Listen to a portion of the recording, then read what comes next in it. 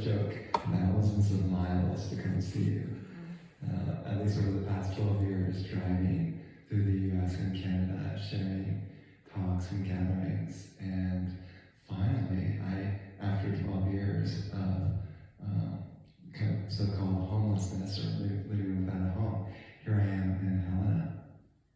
So I didn't even know that Helena existed until just a couple months ago. I found it on the map. I said, this looks like a good town to go to. I wonder who would be interested in spiritual things. And then I contacted Nikki and said, oh, Nikki's interested in spiritual things. So that's kind of how I got here.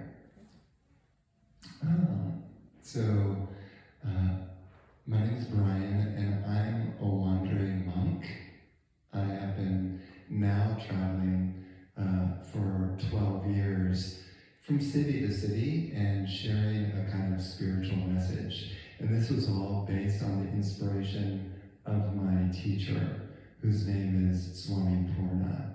He hails from the high Himalayas and a great yogi. We call it the yogi of yogis. Yogi is just someone, who has mastered himself or herself, mastered his mind, no longer is subject to the suffering of the mind and emotions, is sort of free, like a free spirit in a way, a very extraordinary being. And so I met him in 2008. He came from the Himalayas to New York City to hold a spiritual retreat. And I flew from Los Angeles to New York City to meet him and to be in retreat for about 3 days. And I had a profound experience with him. When you hang out with someone, whatever vibration they have, they rub off on you. So if the person's really negative, depressed, or whatever, you can feel it. You get affected by people's vibration. We all know this. And at the same time, if you meet someone who's very pure and loving and joyous, you get affected by that as well. So when I was around him the first time, before I even saw him coming through the door of that retreat, I was crying. I was so moved. He didn't need to say anything. It was just the energy, the presence. One could call it as the Holy Spirit, if you want to call it that. Whatever your term is, the vibration was in the air, and it really struck me to the heart. I had never encountered such a love before in my life. Such a presence of love. And I had visited many great saints and yogis and great spiritual masters for the past couple of years. Made a huge effort to go drive or fly to them and be in their energy and presence. And this was something you cannot speak of in words. It's too deep. You have to feel it yourself. So I said, well, I guess this is my teacher. I'm very excited about this. And so the first things he advised to do were actually really simple and, not more complicated. It's chanting mantras. Mantras are power words. When you speak them, they have an energy about them. They're programmed with this, I don't know if you want to call it a transcendent power. So when you speak the words, they send you into a spiritual state. So I'm going to start practicing some of the power words, the mantras that he gave me. And I did that for 4 years. I did some of the breath practice, some of the guided meditations and things like that. And it was really helping me. I was really feeling more peaceful, more meditative, more loving, more full of joy. And then I wondered to myself, well, he's given people guidance, like specific guidance before. I wonder if I will get guidance. And then, lo and behold, in 2012, I went to a retreat with him in Miami, Florida. And, that's probably him. Do you hear that?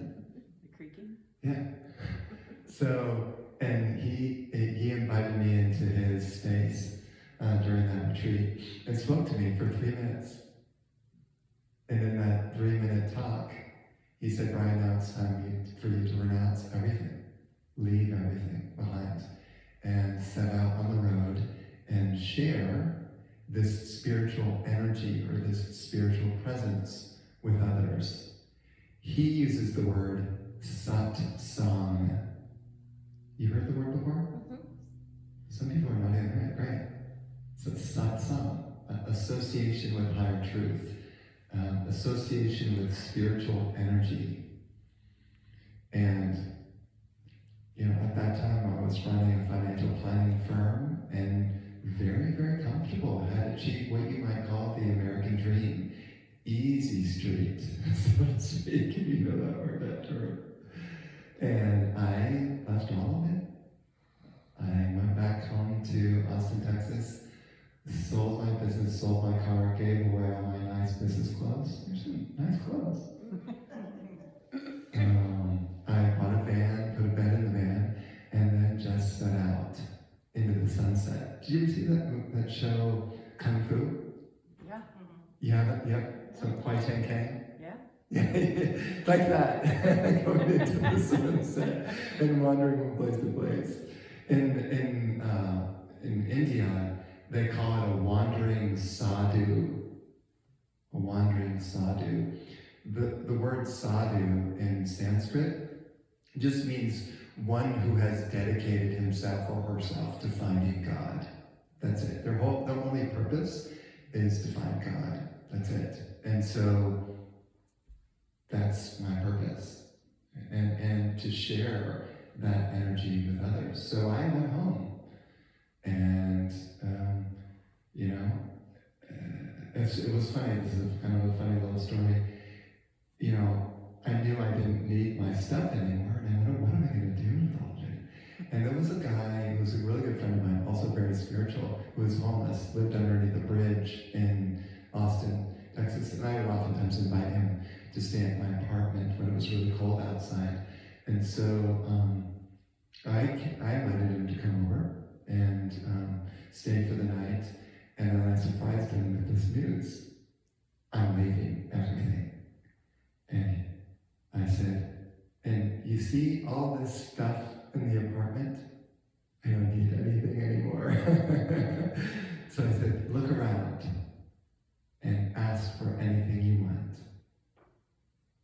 And he looked at me, kind of surprised. Really? Yeah, anything you want, it's yours. So he looked around and I had this really nice Spanish guitar. And I used to play a lot of guitar, practice for years really seriously, like the simple kind of acoustic guitar. And he looked at the guitar and he said, well, what are you going to do with that? I said, it's yours. And he took that. And so, bit by bit, I kind of divested myself of everything and then got the van and I set out on the road and I named that van Persistence. Now, persistence ended up breaking down 11 times before actually leaving the Austin area, Texas area. Well, this is already kind of difficult. But I said, I'm going to keep going. So I had persistence repaired over and over again. Finally, I set out on my way and, doing talks like these, but also, and I consider even more importantly than talks, is the gatherings. Because the gathering usually is about an hour and a half, and it's like an immersion in the spiritual energy. It's all about experience. Not about really trying to figure out theology or religion or even trying to understand spiritual tradition. It's more about feeling an inner presence, a real life experience. Because since I've had that, I thought, oh, there must be others who are searching for the same thing. And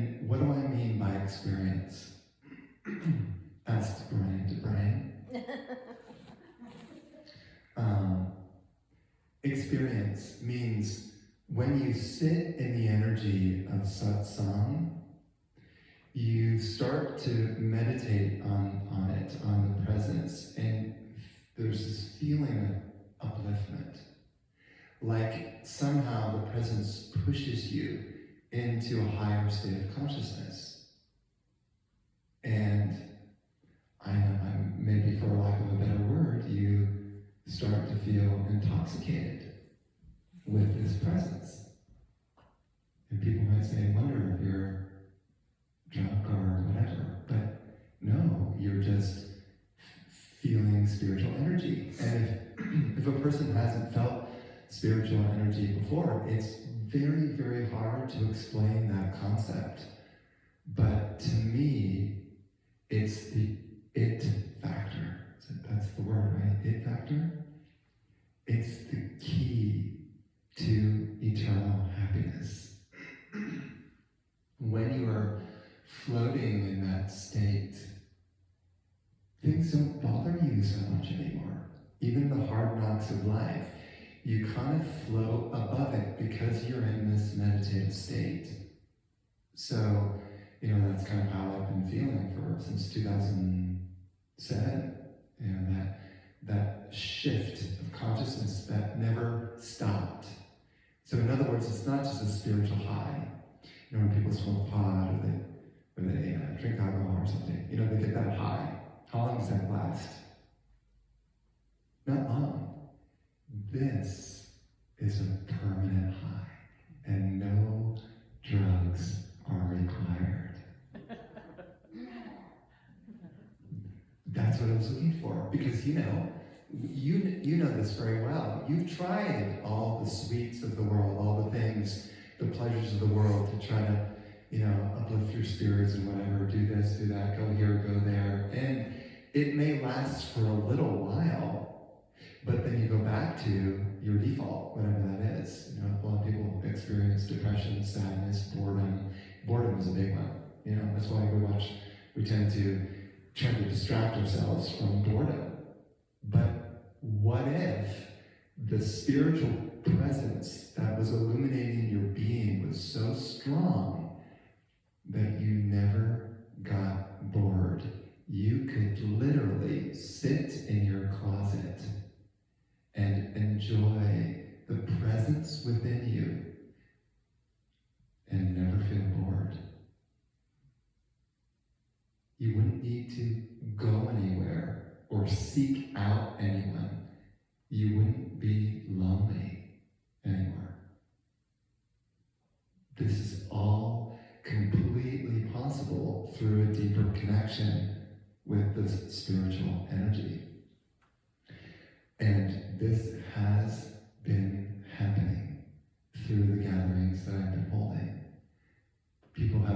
So many people over the past 12 years have written me back or, given me feedback around their experience. And they feel like they're, all kinds of things, they're floating, their heart feels like it's beaming, so peaceful in even difficult circumstances. The joy is just, they're laughing and playing like a kid, just a feeling of a new life. And so that's important, because if a person's not feeling an experience, they're not going to really have much motivation to keep doing their spiritual practice, because that's the key. It's like taking vitamins. You need vitamins and minerals and all that in order to keep the body nourished. Similarly, you need spiritual food to keep uplifting yourself, to come closer and closer to what I would call as soul consciousness. Soul consciousness means it's like the very stillness of your being that is unaffected by the outside world. You can live in that, and that is what I'm interested in. That's what my life is all about. And so, my wish is that maybe when people come to gatherings, they can take some of the, what I call, you can call it, I just make this up, but the nuggets lights or the jewels. So let's say some of the mantras, the power words that I'm sharing.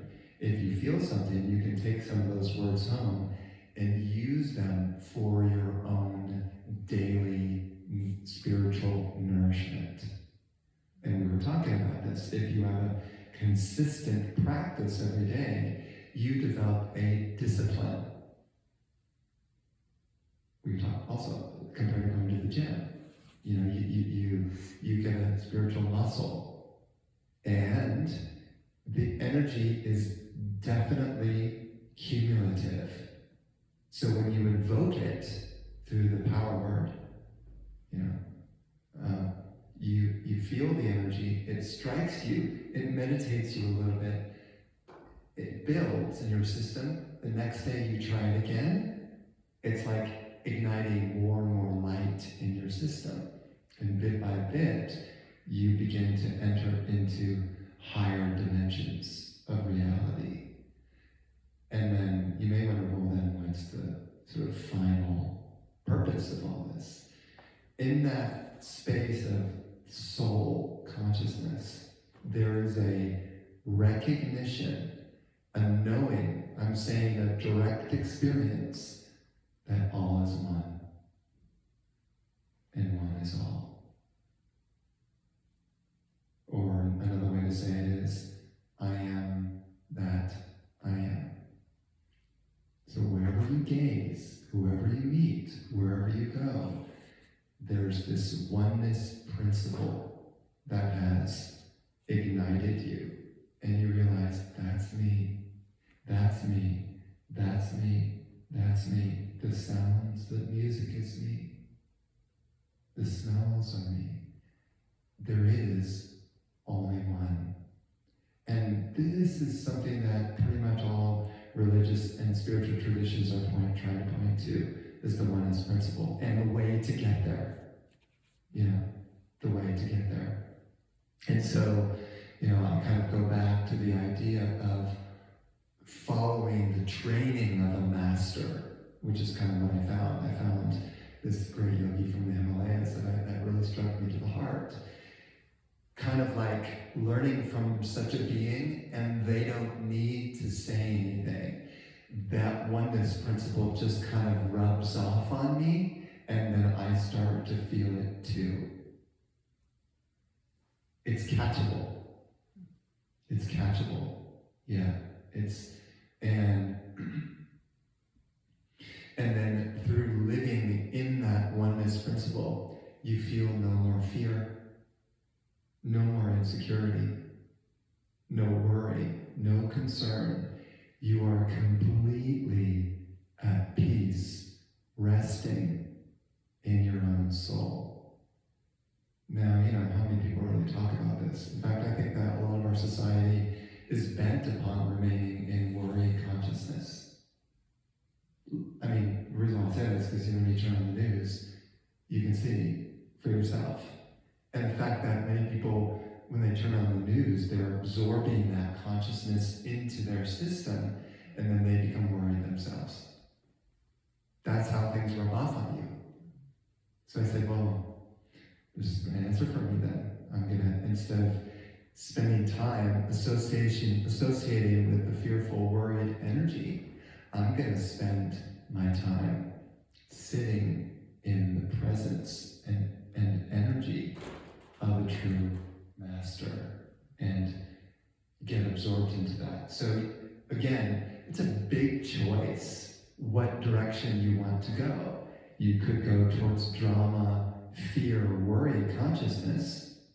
I'm just kind of symbolizing it by turning on the news, because it's just a symbol. It doesn't have to be news, it could be anything. Or you could choose to head towards the light, into the light. And you know when there's light. You know intuitively what direction to go. And your soul is beckoning you to come back home. Your greatest pain is not your body pain. It's not your emotional pain. Not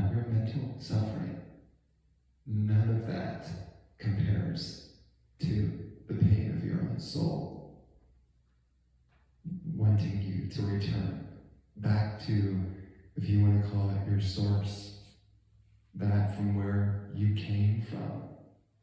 Been wandering around so long in the madness of this crazy mind.